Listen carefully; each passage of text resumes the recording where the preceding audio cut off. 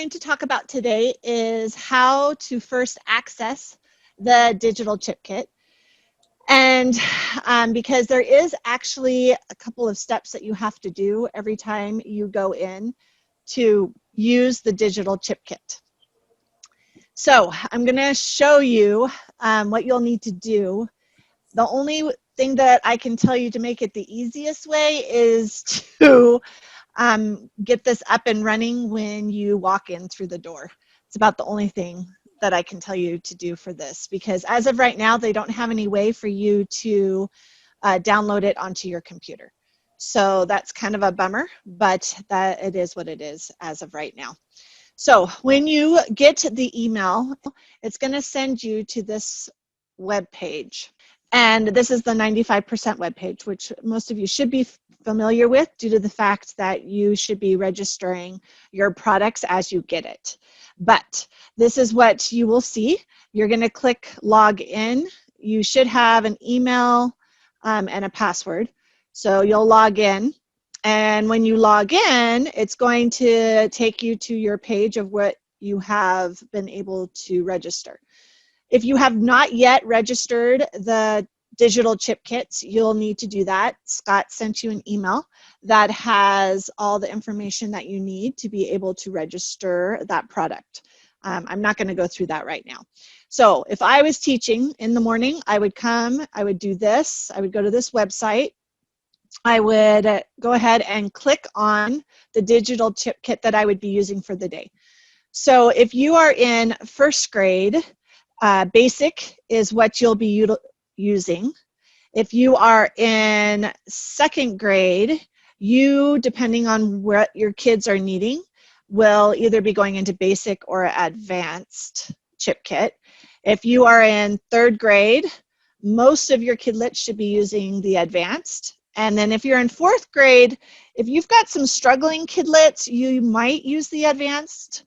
They don't have a multi-syllable digital chip kit as of right now. So if you have moved into the multi-syllable, which most of you have, then you don't have access to anything as of yet. When they do boot up the multi-syllable, or if they do, then we'll let you know and let you decide if you think you need it or not. So that is the case. In kindergarten, there is no phonemic awareness digital chip kit as of right now also. So really this is going to be quite used in first, second, and third.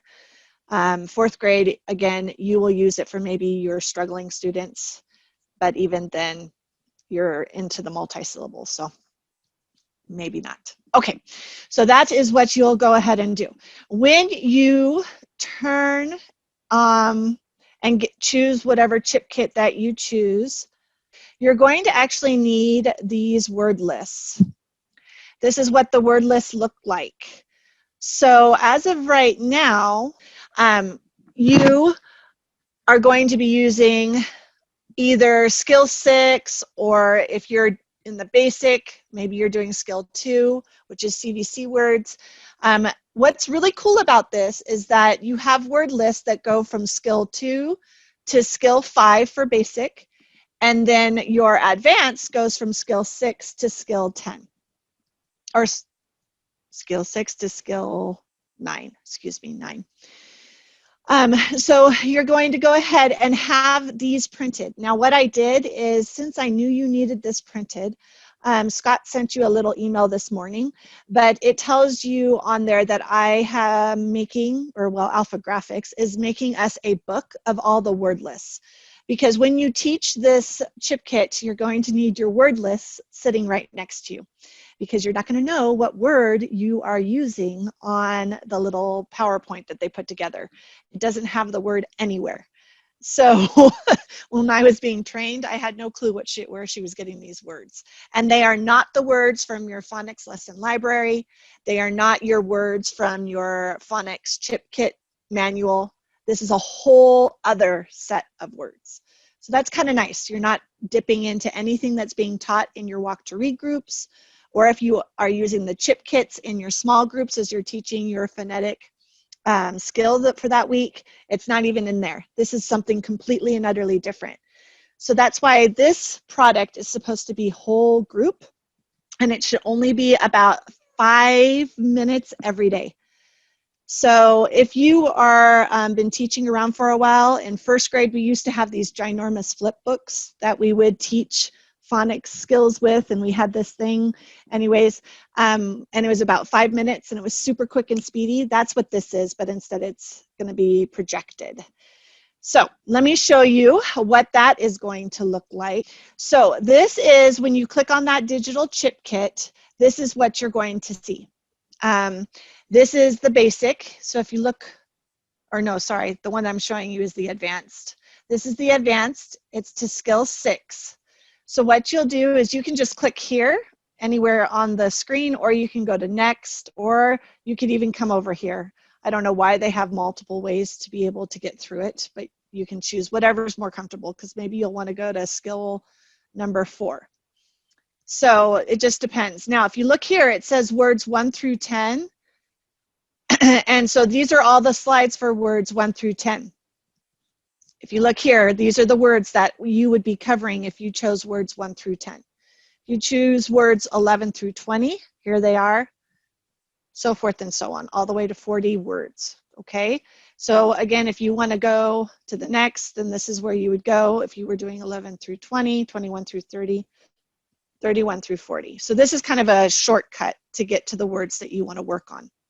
So slide number 1 is going to work with the first word on the words 1 through 10, fault.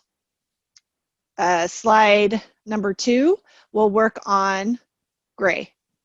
Slide number 3 will work on claw, so forth and so forth. Hopefully that is explainable. So I went ahead and clicked on the claw one by mistake, but this is all you see. So as you can see, you have to have those word lists next to you, or you're not going to know what word you're teaching at all. So the way that this lesson goes, you boot it up, you pick the slide, and you go, okay, boys and girls, we're going to finger stretch the word. Here we go. The word is claw. Let's finger stretch all the sounds that we hear in claw. We go k, o, ah. How many sounds do you hear in the word claw? And the kids will go 3. And you're like, yeah, good job. And then you'll say, okay, very good. So if I have 3 sounds, how many boxes am I going to use? And they're going to tell you 3. And honestly, if I were you, and I was projecting this, I would have my expo marker next to me, and I would highlight the 3 boxes so they could visually see, oh, Mrs. Larue heard that I said 3, we're using 3, all that different connections that you can do. I was talking to a teacher, and she's like, Heather, I don't do the finger stretching. I just use the boxes. And we talk about, okay, I hear, what was the word? See, I already forgot, and I don't have my list. There you go, claw. She just says, okay, I use the boxes. I go k, o, ah, which is fine. And then you could highlight with your expo marker if you wanted to. I do it this way so that they can also be doing the finger stretching with me. Why they do it this direction, I don't know. If you are used to going like this, go for it. I don't think there's anything specific of why 95 does it this way. I didn't really ask her. I don't know if there is something, you know, with the brain connections. So anyways, this is how they do it. They say, okay, the sounds are k, o, ah. And again, I would highlight those 3. And then you say, okay, so what sound, what color, sorry, what color is the k sound? And they should know that it is blue, because you would have done the first lesson that I do on whatever skill this is, skill 6. So they should know the colors by now. But again, if you're teaching this to your whole class, some of these kidlets might not have ever gone to 95% walk to read, so they might not know the colors. If that is the case, you're going to need to do something before you even get to use this digital chip kit. You're going to need to do an introductory to 95%. What I would do is I would open up my phonics chip kit manual, and I would go to skill 6 if that's what I was teaching, and I would teach the I do piece to the whole class. And then after they understand the concept, that's when I would move into the we do, and that's what this is. This is the we do. So you might have to do a little bit of pre-teaching to your kids, okay, before you get to do this as a whole class. just because, again, some of your kidlets might not have ever experienced 95%. But this is good stuff, so hopefully it'll take you real quick to be able to get everybody up to par. So they say, okay, it's blue. So you're going to click it down, and they're going to say the sound. Then you're going to click it again. They'll say the next sound. And then you'll click it one more time, because remember, it's got 3 sounds, and the last sound was ah. And remember, you're going to say, okay, what color is k? It's blue. What color is oh? It's blue. What color is ah? It's yellow, because it's a vowel pair. And then you'll go ahead, and if you want to go into the orthographic piece, which is what they say is level 2, so you always do level 1, which is just the colors. And then when you move into the we do level 2, that's when they do the orthographic piece, which is the actual letters. So it's putting a symbol to your sound. So you go, okay, now boys and girls, what is the letter that makes the k sound? It's C. What makes the O sound? L. And then what made the ah sound? And I would wait and see if they actually know it's AW, since it's at the end of a word.